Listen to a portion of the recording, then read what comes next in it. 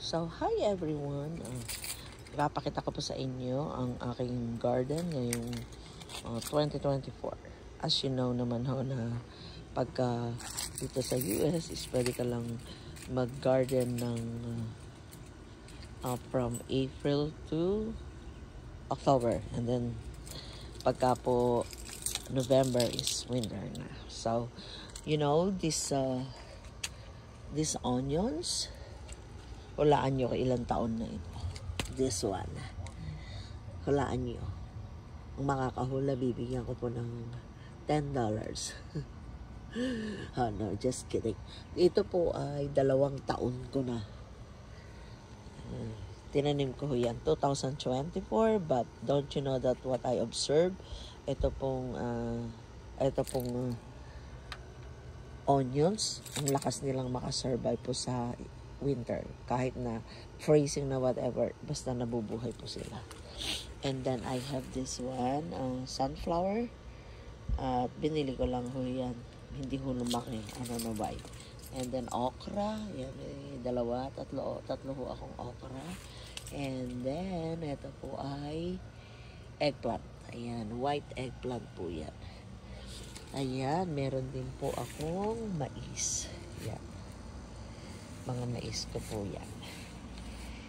I like my garden kasi mga healthy sila. Then, ito po ang aking pechay. Pwede nang anihin. At saka meron din nakakasurvive na mga saluyot. Ayun. And then, ito po ang aking mga 2, 4, 5 na kamatis. Tomato. Ayan. Kita nyo ho yung tomato na yan, no? Ilalapit ko. Tignan nyo ang kulay niya. Oh my God! Naputol siya. Sayang, sorry. Ito ho. Ganyan ho ang kulay ng tomato. Ayan ho. 2. Blend po siya. And then, ayun po yung naman, slicing tomato. Malalaki po siya. Ayan, nabili ko lang po yan ng mga yan ng 50 cents. Yung mga yan. Kasi, overjoyed na sila doon sa garden store. Ayan no. So, ang bilis naman itong pechay. Last week, maliliit lang ho yan. And then, ayan na may bunga ng aking may mga bunga na pang aking mga corn. And I'm deciding na magtanim pa po ulit. Yan, laki na ho. After ko kung sa kanila, magtatanim ako ulit. Tapos, ito ho, ang nabili ko nito ng early spring. Pero, unluckily, ayan ho, kinain ho siya ng deer. Kaya hindi ho siya nag-prosper. Pero okay lang yun ho. Ayan ho, nagtanim pa rin ako ng white na onions. Pero I don't know kung ito po ay magsusurvive. Parang hindi. I don't know, we'll see.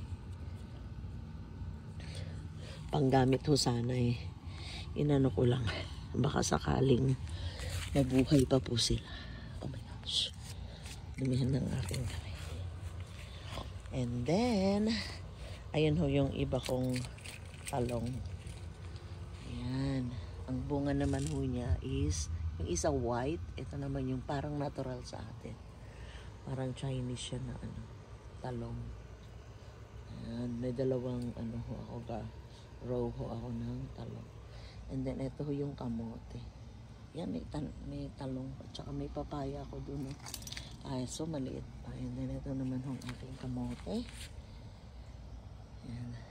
Ayan ho yung mga binili namin. Mahalong ang potato tops dito. Minsan mga $7 ang bili ko nun dito Kinain ko yung And then meron din hong yun, mga red ho naman to.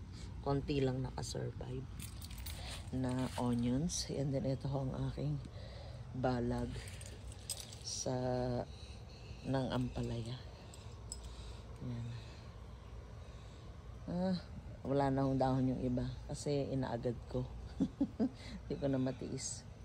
Meron na akong 1, 2, 3, 4, 5, 6 ho na hopeful na puno, hopefully.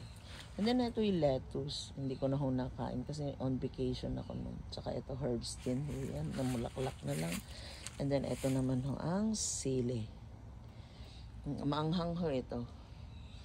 Yan. Pero sa atin I don't know, nakalimutan ko lang ang tawag dito. But kahit green pa siya, manghang siya. Ito naman ho ay nagmunga na. Which is sana ito. Parang herbs din siya. Kalimutan ko na. And eto ho ay may celery din ho ako. Ayan, hindi na ako bumibili ng celery. At yun po yung bagong tanim ko na kamote. Ayun naman ho ay ayan. Din ho yan? Sili. And then ayun po, makikita nyo nandun sa isang pasulang na mga kamatis. Hindi ko na ho na-transplant because nasa vacation ho ako ng Pilipinas. So, ayan. Ay, meron pa ho ako dito pala. Ayan, na-harvestan ko na po yung sitaw. Very sweet po siya. Masarap. So, ayan ho ang aking garden. Which is really, ngayon ko palang masasabi na maganda ang garden ko. Ngayong 2024 and looking forward for next year again. Ayan, nag-i-enjoy ko na ho sila kasi nakikita ko may mga fruits na sila or mga bunga.